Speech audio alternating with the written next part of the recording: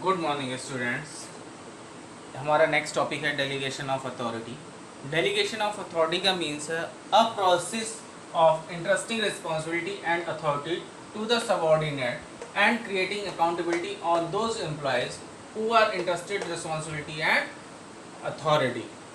ठीक, अगर हम सिंपल वर्ड्स की बात करें तो क्या है? In simple words, delegation means refers to downward transfer of authority from superior to subordinate. Means अगर हम इस तरह से हमारा पिरामिड बनता है, ठीक, तो हमारे 3 लेवल थे, top, middle and lower level. ठीक, डाउनवर्ड की बात कर रहे हैं।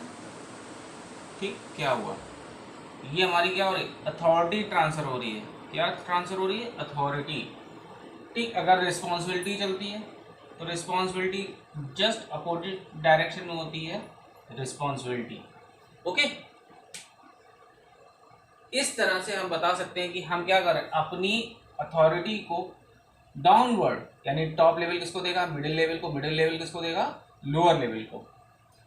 Transfer of authority from superior to subordinate.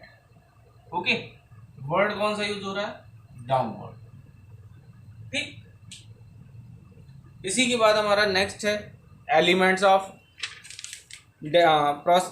Of delegation और प्रोसेस ऑफ डेलीगेशन, जिसमें 3 पॉइंट हमारे आते हैं: रिस्पॉन्सिबिलिटी, अथॉरिटी एंड अकाउंटेबिलिटी। ये पढ़ने से पहले हम लोग थोड़ा सा और देख लेते हैं कि क्या क्या चीज़ें इंक्लूड होती हैं। डेलीगेशन का मीन्स है sharing of authority and responsibility between superior and subordinate. यही हम लोगों ने बात की। उसके बाद आता है इंक्लूड 2 लेवल्स ओनली। केवल 2 लेवल इंक्लूड करेंगे, यानी कि या तो ये दोनों इंक्लूड करेंगे या ये। ठीक, main purpose is reducing. Main purpose क्या है इनका? Reducing the burden of work load of manager.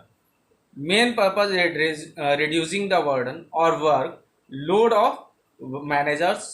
और ये क्या कहलाएगी? एक रूटीन एक्टिविटी होती है। रूटीन एक्टिविटी क्योंकि ये डेली का वर्क होता है, जहाँ प्रोडक्शन हो रहा है या सर्विसेज प्रोवाइड की जा रही है, वहाँ पे ये मैनेजमेंट लेवल वर्क करेगा ही।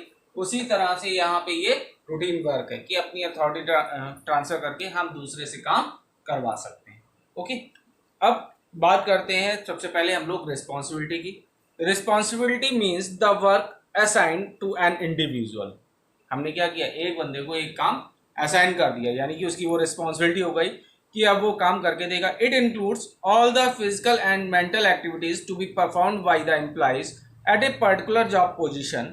The process of delegation begins when manager passes on some of these of his responsibility to his subordinate, which means responsibility can be delegated. Means काम करना था इनको, काम किसका था? इनका। इन्होंने क्या किया? मिडिल लेवल को ट्रांसफर कर दिया। मिडिल लेवल ने क्या किया? लोअर लेवल को ट्रांसफर कर दिया। क्या कर रहे हैं? अपने वर्कों को आगे की ओर पास कर रहे हैं, यानी कि अपनी अथॉरिटी, अपनी रिस्पॉन्सिबिलिटी आगे ट्रांसफर करते जा रहे हैं। ओके, उसके बाद दिया हुआ features of responsibility. Responsibility is the obligation of a subordinate to properly perform the assigned duty. ये उसकी ड्यूटी होती है कि जो रिस्पॉन्सिबिलिटी बन जाती है, जो उसको वर्क असाइन किया गया है सबऑर्डिनेट को, वो उसको प्रॉपरली करे। It arises from superior subordinate relationship. जब आपने काम असाइन करना शुरू किया तो क्या हुआ? आप अपने से नीचे वाले को तो काम असाइन करोगे, ऊपर वाले को तो कर नहीं सकते। तो क्या हुआ? सुपीरियर सबऑर्डिनेट रिलेशनशिप क्रिएट होगी।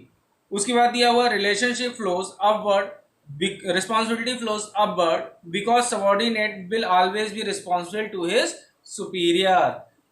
ये अपवर्ड क्यों जा रही थी? रिस्पॉन्सिबिलिटी क्यों जा रही थी? Responsibility flows upward because subordinate always be responsible for his superior. क्योंकि ये अब किसके लिए रिस्पॉन्सिबल है? अपने सुपीरियर के लिए। लोअर लेवल मिडिल लेवल के लिए और मिडिल लेवल टॉप लेवल के लिए।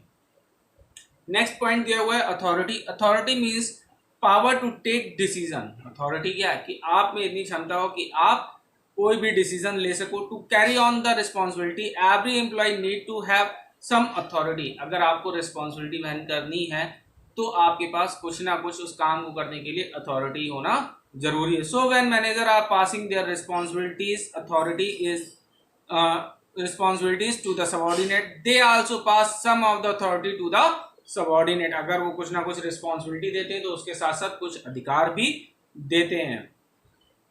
The delegation authority is the second step of organizing process. Okay, उसके बाद हमारे पास है features of authority. Features of authority में देख लेते हैं। In a formal organization authority arises from an individuals position. Authority कैसे अराइज होती है? इंडिविजुअल्स की जॉब पोजीशन को देखते हुए। मैनेजर सबसे पहले कौन होगा? सीईओ।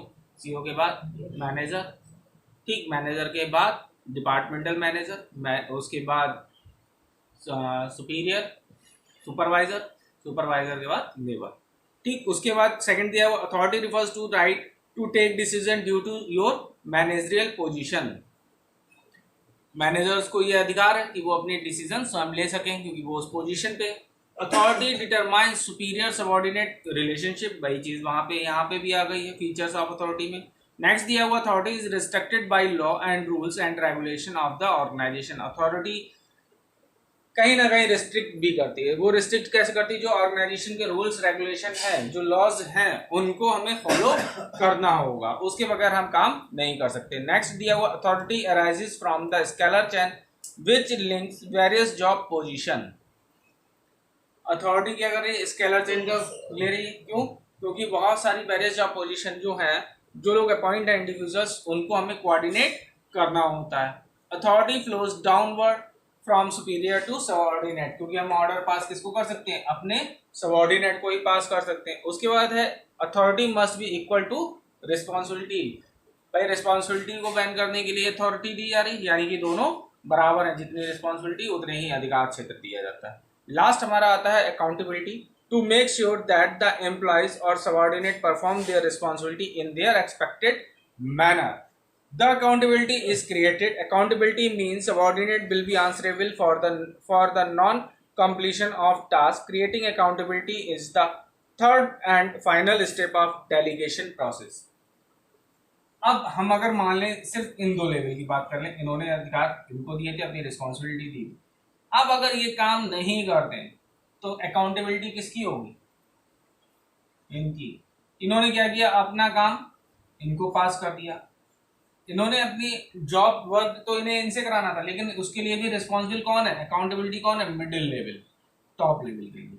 और लोअर लेवल किसके लिए अकाउंटेबल होगा? मिडिल लेवल के लिए। ओके, फीचर्स ऑफ अकाउंटेबिलिटी की देख लेते हैं। Accountability refers to answerable for the final output.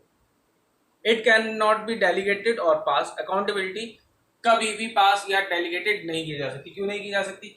Top level का लोअर लेवल से पूछेगा? नहीं, टॉप लेवल ने जिसको काम दिया था उससे पूछेगा, मिडिल लेवल ने जिसको काम दिया था उससे पूछेगा। यानी कि अकाउंटेबिलिटी को हम कभी भी ट्रांसफर नहीं कर सकते। It enforce through regular feedback on the extent of work accomplished. यानी कि इसको क्या करना होता है? हमें रेगुलर चेक करते रहना होता है कि काम टाइमली हो रहा है या नहीं। It flows upward. Subordinate will be accountable to his superior. Accountability भी क्या हो रही है? अपवर्ड डायरेक्शन में जा रही है। यानी कि ये रिस्पॉन्सिबल है किसके लिए? इनके लिए। ये रिस्पॉन्सिबल है इनके लिए। ऐसा नहीं है कि अप डाउनवर्ड में चले, अपवर्ड में। नीचे वाला हमेशा ऊपर वाले के लिए, यानी सबऑर्डिनेट अपने सुपीरियर के लिए ही अकाउंटेबल होता है। ओके, ये टॉपिक आपका क्लोज हो जाता है। अब हम लोग कल नेक्स्ट पढ़ेंगे importance of delegation. Okay, thanks.